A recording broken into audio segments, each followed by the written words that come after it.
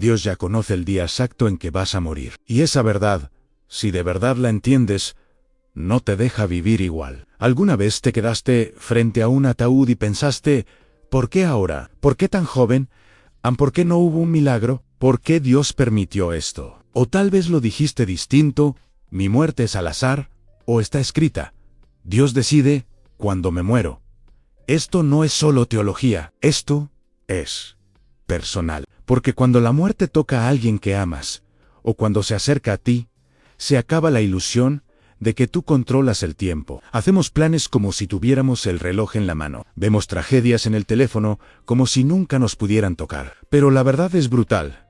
No tienes idea de cuánto tiempo te queda. Y eso debería cambiar cómo vives hoy. Unos dicen, todo pasa por una razón. Otros dicen, la vida solo pasa.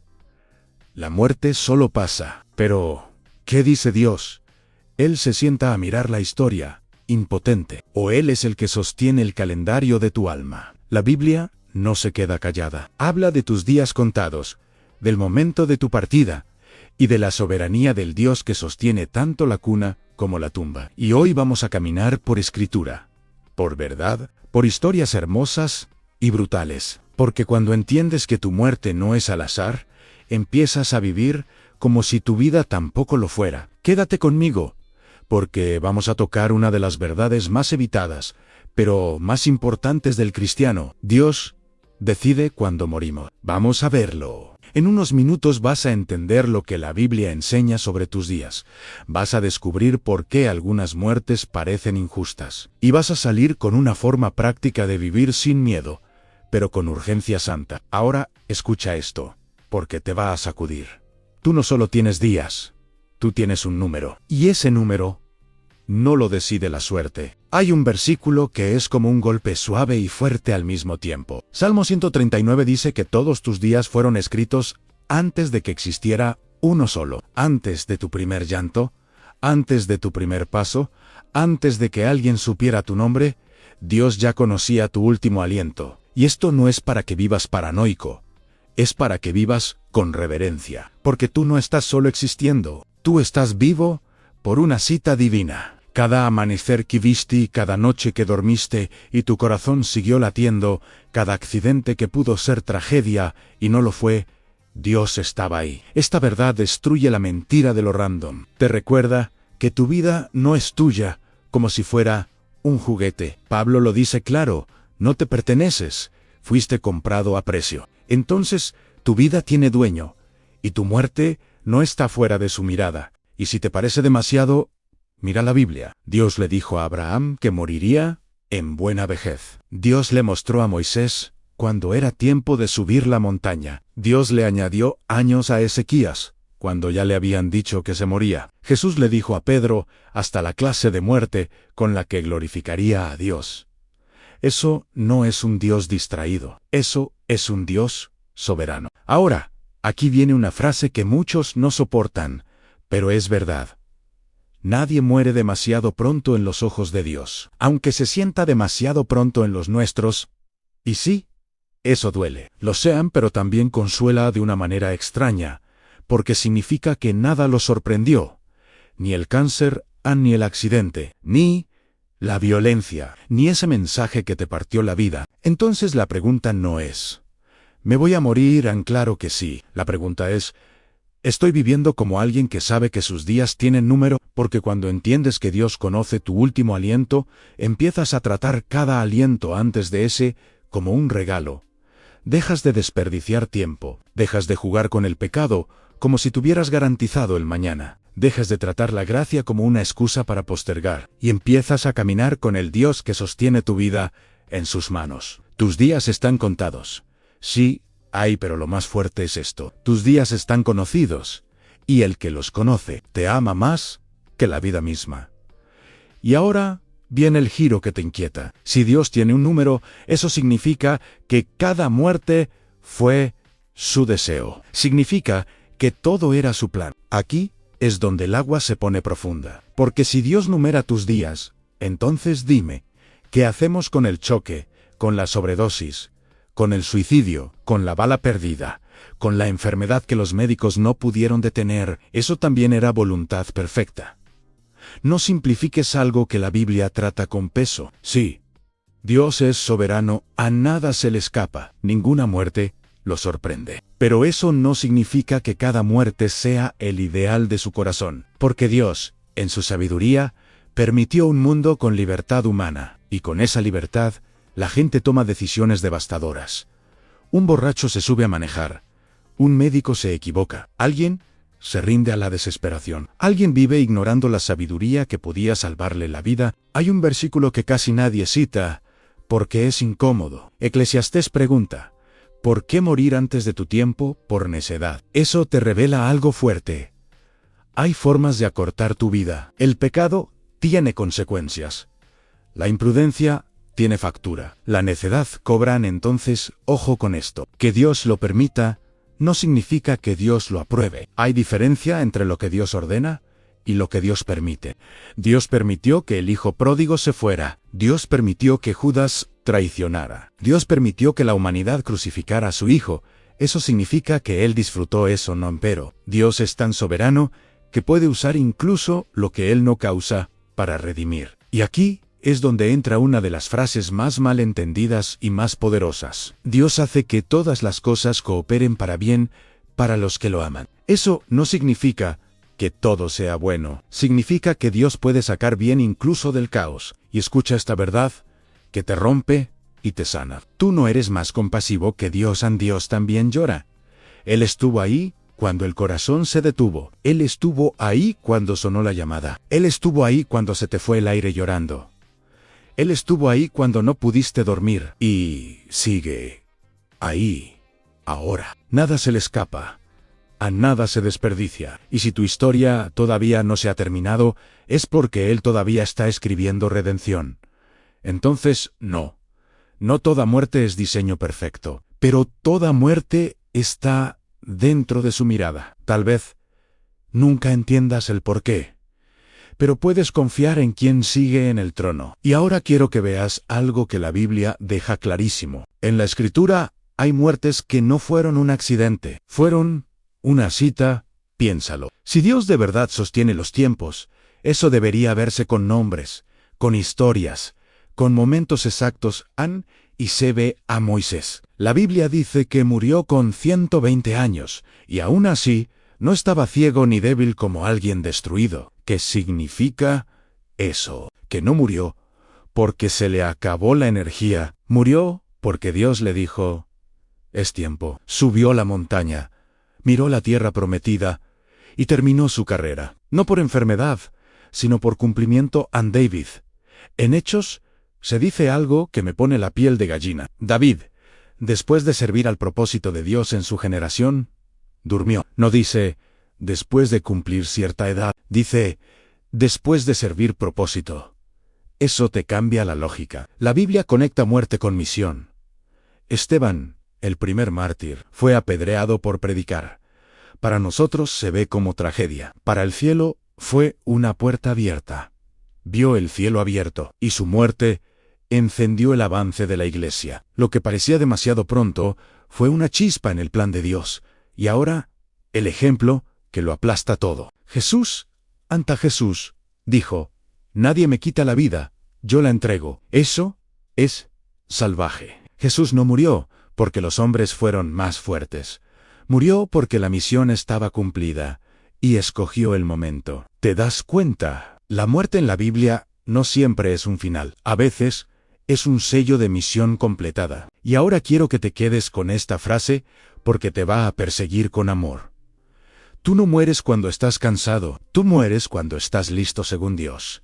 Cuando tu carrera se completa, cuando tu propósito se cumple, cuando Él dice, bien hecho, entonces deja de obsesionarte con cuando te vas a morir, y empieza a preguntarte, ¿estoy viviendo lo que fui llamado a vivir antes de ese día? Porque cuando mueres en obediencia, no te vas en pánico, te vas en victoria. Y aún así, hay momentos en los que Dios hace algo que nos deja sin palabras.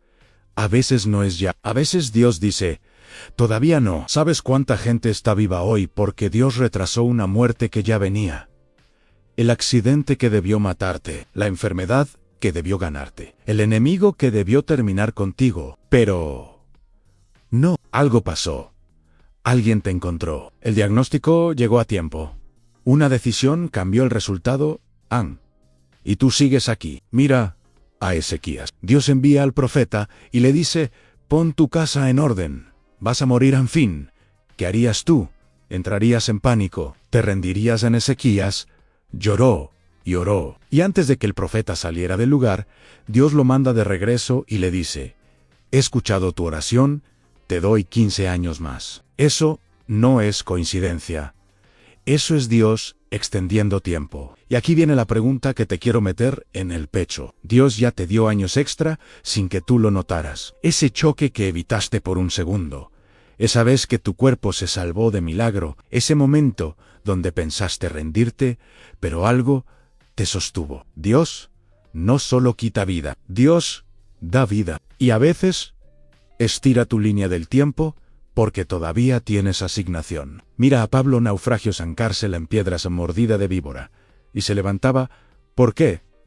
Porque no había terminado. Escúchame, si tú estás respirando ahora mismo, no es porque te tocó. Es porque Dios todavía tiene algo para ti. No fuiste preservado solo para estar cómodo. Fuiste preservado para propósito. Pero aquí viene la advertencia. Porque esto sí asusta de verdad. No desperdicies el tiempo añadido. A Ezequías le dieron años. Y en esos años cometió errores por orgullo que afectaron su casa. Eso te enseña que el tiempo extra no siempre es para relajarse. A veces es para corregir. Si Dios te ha dado otra oportunidad, vive como alguien viviendo por gracia prestada. No juegues con el pecado. No te duermas. No te entretengas. Como si la vida fuera infinita. Obedece, sirve, perdonan, repara, ama, predica, construye, porque cuando Dios retrasa tu muerte, no es para que te sientes, es para que te levantes. Y ahora si viene una parte que mucha gente evita, porque no encaja con el cristianismo suave. Hay muertes en la Biblia que fueron advertencias, muertes que muestran que Dios es amor. Pero también es santo. Ananías y Zafira mintieron, no a hombres, sino a Dios, y cayeron muertos. No fue porque guardaron dinero, fue porque quisieron aparentar santidad. Fue hipocresía en el corazón de la iglesia. Fue jugar con lo sagrado. Usa tocó el arca para evitar que se cayera, y murió. ¿Por qué? Porque Dios había dado instrucciones claras. A veces, lo bien intencionado igual desobedece. Y la santidad no se negocia. Nadab y ofrecieron fuego extraño, adoración no autorizada, y murieron. Eran religiosos. Eran servidores. Pero trataron la presencia de Dios como un juego. Y Judas caminó con Jesús, vio milagros, escuchó verdad, y aún así eligió traición y terminó en desesperación. ¿Qué enseña esto? Que Dios no juega con la mentira, con la rebeldía, con la hipocresía, con el pecado escondido, no para que vivas aterrorizado, sino para que despiertes. Porque el peligro más grande no es morir. El peligro más grande es vivir engañado, pensando que tienes tiempo ilimitado para arreglar tu alma. Si hoy respiras y sabes que estás escondiendo pecado, no pruebes la paciencia de Dios, no digas, luego es la palabra favorita del enemigo. Arrepiéntete hoy, vuelve hoy. Pide perdón hoy. Rompe con lo secreto hoy. Porque sí, algunas muertes son citas, pero otras son advertencias. Y si todavía estás vivo, eso significa que todavía hay misericordia para reescribir tu final. Y ahora, hablemos del dolor que no se resuelve con una frase. Porque hay muertes que simplemente no entendemos. La muerte del niño que se fue dormido, el misionero asesinado, la madre que se fue por cáncer con hijos pequeños, el líder de alabanza que murió por un conductor borracho. Esas historias te rompen, y si eres honesto, te hacen decir, ¿dónde estabas, Dios? Aquí va una verdad bíblica, que duele, pero sostiene. Hay cosas que no vamos a entender en esta vida. La Biblia dice que lo secreto pertenece a Dios.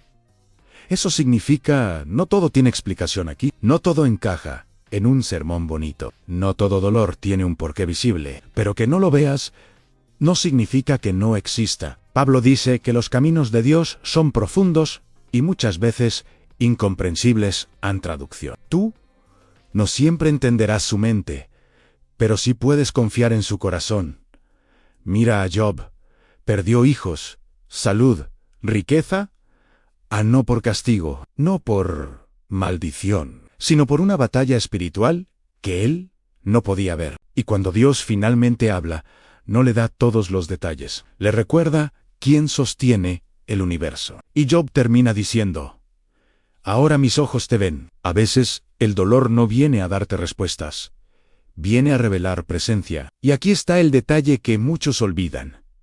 Jesús lloró frente a la tumba de Lázaro, aún sabiendo que lo iba a resucitar. ¿Por qué lloró?